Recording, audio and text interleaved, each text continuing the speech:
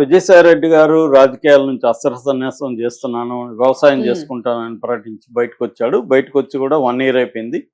కానీ మధ్యలో ఆయన అప్పుడప్పుడు జగన్ అయితే విమర్శిస్తున్నాడు. ముఖ్యంగా జగన్ అంటే డైరెక్ట్‌గా కాదు, జగన్ చుట్టూ ఒక కోటరీ ఉందని, ఆ కోటరీ వల్లే జగన్ ఓడిపోయాడని, ఇప్పుడు కూడా ఆ కోటరీ కంటిన్యూ అవుతుందని, కంటిన్యూ అయితే మాత్రం జగన్ మళ్ళీ గెలవడం కష్టమని హ్మ్. ఆయన చెప్తూనే ఉన్నాడు. నిన్న ఆయన ఈడీ ఆయన లిక్కర్ స్కామ్‌లో, ఆంధ్రప్రదేశ్ లిక్కర్ స్కామ్ 2019, 2024 మధ్య జగన్ పరిపాలన ఉన్నప్పుడు లిక్కర్ స్కామ్ జరిగిందనేది వచ్చింది. దాని మీద సిట్ పనిచేస్తుంది. ఆల్రెడీ ఒక డజన్ మందికి పైన అరెస్టులు చేసింది. 30-40 మంది మీద కేసులు పెట్టింది.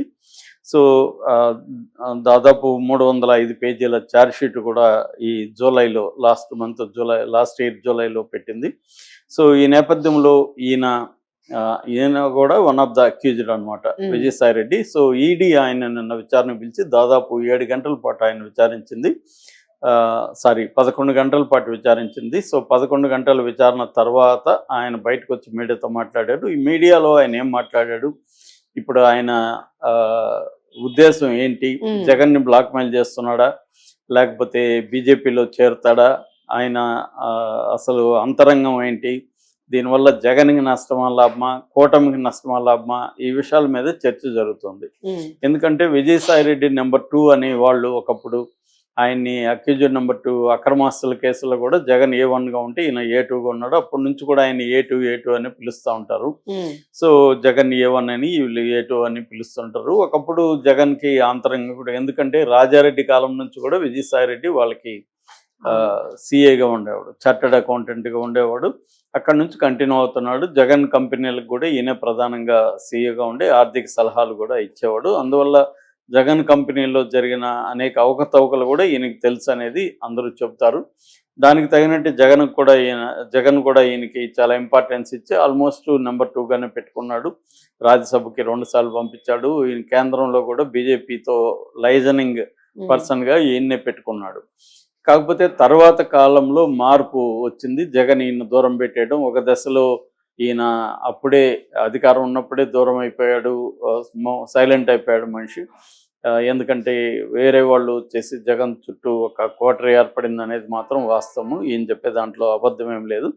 సో అలాగా ఉండి ఫైనల్గా అధికారం పోయినాక వెళ్ళిపోయాడు. జగన్ కూడా భయపడి వెళ్ళిపోయాడని, కేసులకు భయపడి వెళ్ళిపోయాడు. ఎందుకంటే కూటమి ప్రభుత్వం అందరి మీద కేసులు పెడుతుంది కాబట్టి విజయసాయి రెడ్డి ఈ వయసులో జైలుకి వెళ్ళే ఓపిక లేక రిజైన్ చేసి, ఇంకా రాజ్యసభ సభ్యత్వం ఉన్నప్పటికీ కూడా రిజైన్ చేసి వెళ్ళిపోయాడు అనేది వార్త. అప్పట్లో అందరూ ఏమనుకున్నారంటే బీజేపీలోకి వెళ్తాడు అనుకున్నారు.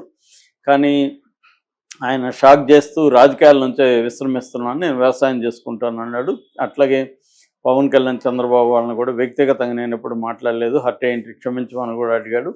ఇవన్నీ చూస్తే ఈయన జగన్కి యాంటీగా పనిచేయబోతున్నాడు అనేది అప్పుడు అనుకున్నారు. కానీ ఇప్పటి వరకు జగన్కి యాంటీగా కూడా ఆయన ఎక్కడ పని చేసిందేం లేదు. కానీ నిన్న ఆయన కొంత విచిత్రంగా మాట్లాడాడని చెప్పచ్చు మనం. అంటే అనేక విషయాల్ని ఆయన కలగలిపి మాట్లాడాడు. అందులో ఏది బయటికి తీయాలి, ఆయన అంతరంగ లోపల ఏముంది అనేది ఇప్పుడు చర్చ నడుస్తుంది. నిన్న ఆయన అనేక విషయాలు చెప్పాడు. ఆయన చెప్పింది ఏంటంటే, ఈడీ నన్ను అనేక ప్రశ్నలు అడిగారు, కొన్నిటిని రికార్డ్ చేశారు, కొన్నిటిని రికార్డ్ చేయలేదు. ఫస్ట్ ప్రశ్న, అసలు ఈ లిక్కర్ స్కామ్ జరిగిందా లేదా అని అడిగారు. నాకెలా తెలుస్తుంది సార్ జరిగిందా లేదా అనేది, ఆ కేసులో ఉన్న వాళ్ళని అన్నాను అని చెప్పాడు. తర్వాత జగన్కి ఏమి తెలియదు, జగన్కి తెలుసుంటే ఇది జరగనిచ్చేవాడు కాదు అని కూడా నేను చెప్పాను, దాన్ని మాత్రం రికార్డ్ చేయలేదు అని చెప్పారు. మరి నువ్వు నెంబర్ 2 కదా, నీకు తెలియకుండా ఎలా జరిగింది అని చెప్పారు. నెంబర్ 2 అనేది నేను అధికారంలోకి రాకముందు నెంబర్ 2, అధికారంలోకి వచ్చినాక నన్ను 100 ప్లేస్లకి పంపించేశారు. సో ఇక్కడ ఏంటంటే, లాభాలు లేనప్పుడేమో నన్ను నెంబర్ 2 అంటారు, లాభాలు ఉన్నప్పుడేమో నన్ను 100 ప్లేస్లకి పంపించేశారు, కాబట్టి నాకేం తెలియదు అని నేను చెప్పాను, అది రికార్డ్ చేయలేదు. అంటే ఏది రికార్డ్ చేశారు, ఏది రికార్డ్ చేయలేదు అనేది కూడా ఆయన చాలాసార్లు చెప్పాడు. That is one thing. Second thing, ఆయన అప్రూవర్గా మారే అవకాశం ఉందంటే, నేను ఎప్పటికీ అప్రూవర్గా మారను అనేది గట్టిగా చెప్పాడు. అంటే జగన్కి ఈ లిక్కర్ కేసుతో సంబంధం లేదన్నాడు. రెండోది, నేను అప్రూవర్గా మారను అన్నాడు.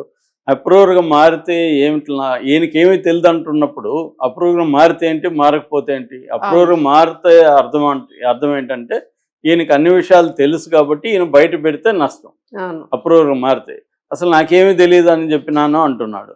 మరి నాకేం తెలియదు అన్నప్పుడు అప్రూవర్గా మారితే ఏంటి? మారినా కూడా నీకేం తెలియదు కదా, వాళ్ళకి ఉపయోగం ఏంటి? అవును. సిట్టికి ఏమి ఉపయోగం ఉండదు కదా. కాబట్టి అదొక విచిత్రమైన వాదన. అంటే జగన్ని బ్లాక్మెయిల్ చేస్తున్నాడా? ఎందుకంటే జగన్ చుట్టూనే ఎక్కువ మాట్లాడాడు. అవును. జగన్ చుట్టూ ఇప్పటికి కూడా కోటరీ ఉంది, ఆ కోటరీ ఉంటే జగన్ గెలవలేడు అని గట్టిగా చెప్పాడు. ఉమ్. అంటే జగన్ని బెదిరిస్తున్నట్టు కనబడుతుంది. అట్లాగే ఈ కూటమిని విచ్ఛిన్నం చేయకుండా జగన్ గెలవలేడు అన్నాడు. ఈ కూటమి నేను జాయిన్ అయితే నేను కూటమిని విచ్ఛిన్నం చేయగలను అన్నట్టుగా ఇండైరెక్ట్ గా మాట్లాడాడు. ఉమ్. మరి ఈ కూటమిని ఎలా ఆయన విచ్ఛిన్నం చేయబోతున్నాడో మనకు తెలియదు.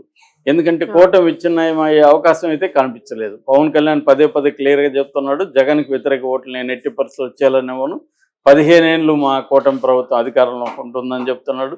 ఇక చంద్రబాబు కానీ లోకేష్ గారిని పవన్ కళ్యాణ్ వదులుకోవడానికి సిద్ధంగా లేరు. అట్లాగే మోడీ చంద్రబాబుని లోకేష్ని వదులుకోవడానికి సిద్ధంగా లేడు. రాను రాను చంద్రబాబుకి లోకేష్కి చాలా ఇంపార్టెన్స్ మోడీ ఇస్తున్నాడు, ముఖ్యంగా లోకేష్కి చాలా ఇంపార్టెన్స్ ఇస్తున్నాడు.